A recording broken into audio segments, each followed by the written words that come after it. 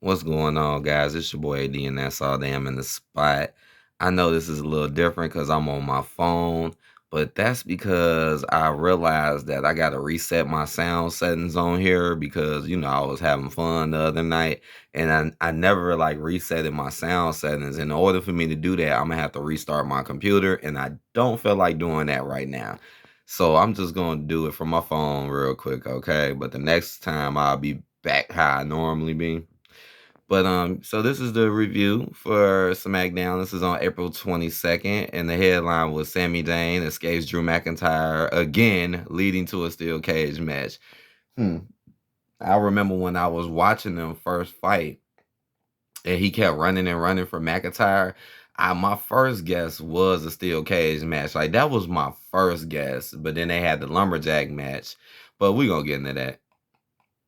So it started off with Ronda Rousey turned the tables on Charlotte Flair's surprise attack during a contract signing. So yeah, they're back doing that boring contract signing stuff. But Ronda ended up getting the upper hand this time around. That was about it, the contract signing. I wish they'll get rid of that. Oh, and didn't like that Gulag dude come in and get beat up again. This is why I can't stand Ronda. They play that off too much sometimes too, with women beating up dudes, and it gets on my nerves. And that's something they've been playing off with Ronda ever since we knew who she was, right? And here we go all these years later, and she's still playing off I can beat dudes up. She put Gulag in like an arm lock or some shit. It was, yeah, those contract signings.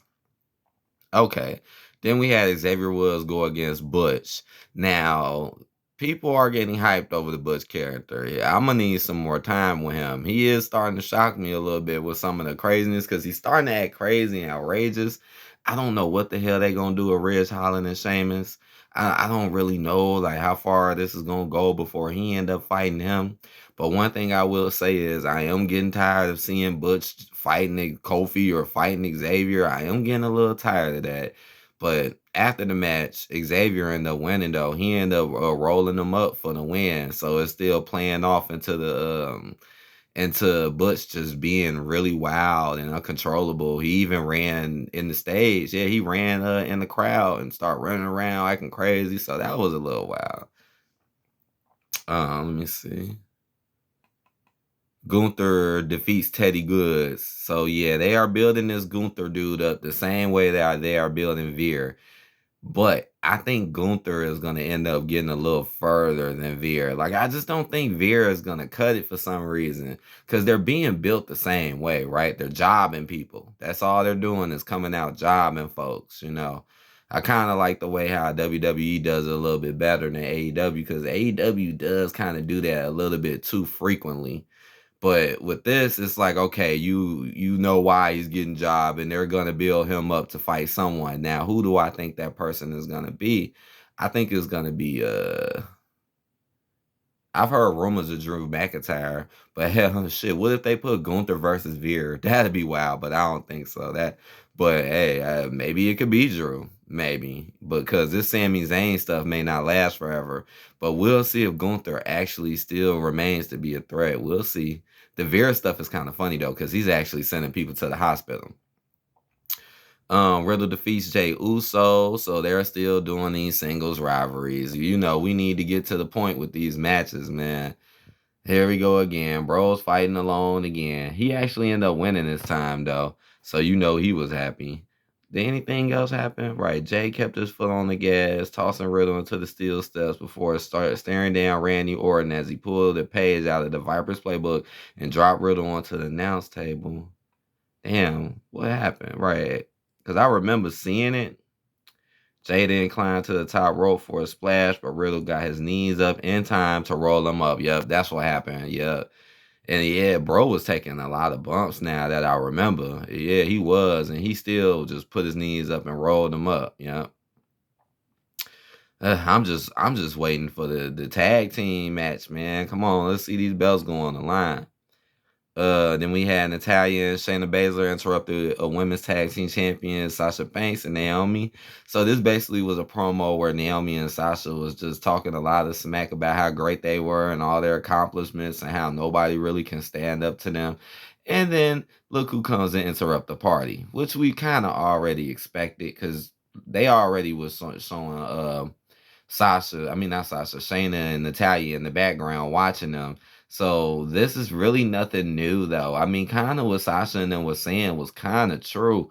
But I mean, yeah, they've been giving y'all a little break, but let's be honest, Shayna and Natalia, y'all literally was just a thrown together tag team. Like literally just got thrown together after your other tag teams didn't work out. And again, we already seen this before. Like we seen y'all go or at least be in a match together. So I don't really see them winning or doing anything. I mean, we'll see. We'll see. All right, did anybody fight? Let me see. A pair of former women's tag team champions in their own right, Natalia and Baszler promised Banks and Naomi were looking at the next champions. Oh Lord. So they said so they sending out promises. Okay. What? That would be so boring. Shayna Baszler and Natalia as champions. That'd be so boring. Oh man, we'll see about that though. We'll see. Madcap Moss defeats Angel. So Happy Corbin still tried to be Madcap Moss's friend, but Madcap didn't go. And now Madcap been doing all the matches lately, right? Now he's in another singles match. And guess what? He won in quick fashion. So Madcap is kind of building up, man. He's been building up on the ranks. And after the match, Happy Corbin came in and attacked Madcap. So yes, Happy Corbin is still on bull. He came in and attacked him right after the match. And then he stole the trophy too. Yeah, that big Andre the Giant, yeah, trophy that Madcap won. Well, yeah, uh, Happy stole it. So now he has it now. So that was funny. Um, and then this is it, right? Then the lumberjack match between Drew McIntyre and Sami Zayn ended in a no contest.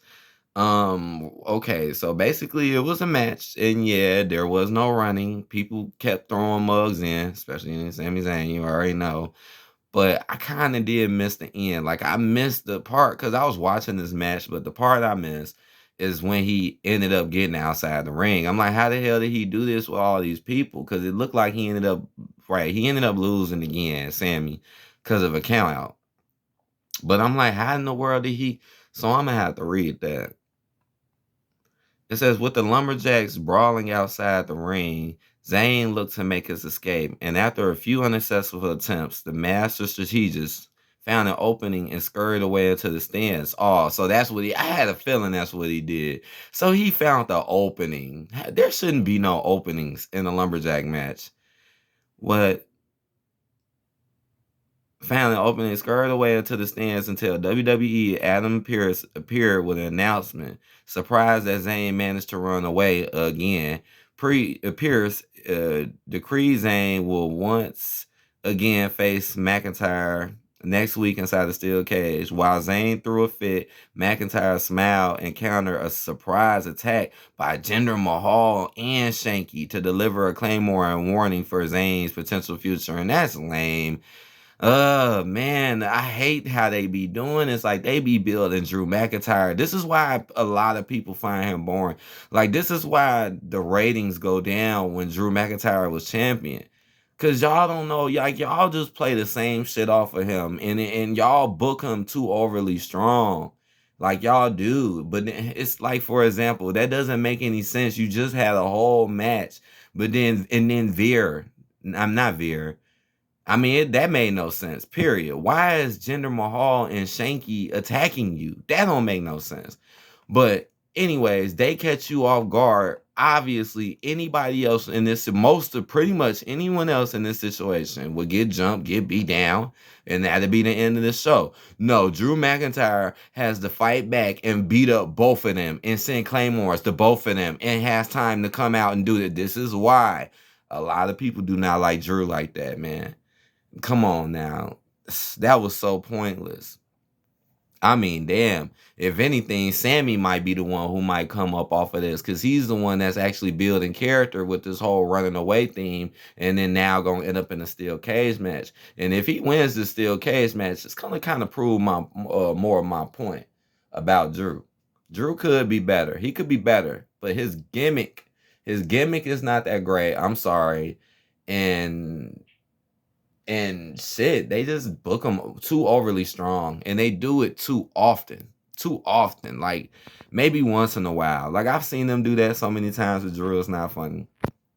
But all right, I'll give this show a 3. Yeah, 3 out of 5. I think Raw has been a little bit better as of lately. I do. But 3 out of 5. I hope y'all enjoyed this review. When I come back, I have my sound settings back working. So please like, comment, subscribe. Thank you. And I'll see you guys later. Peace.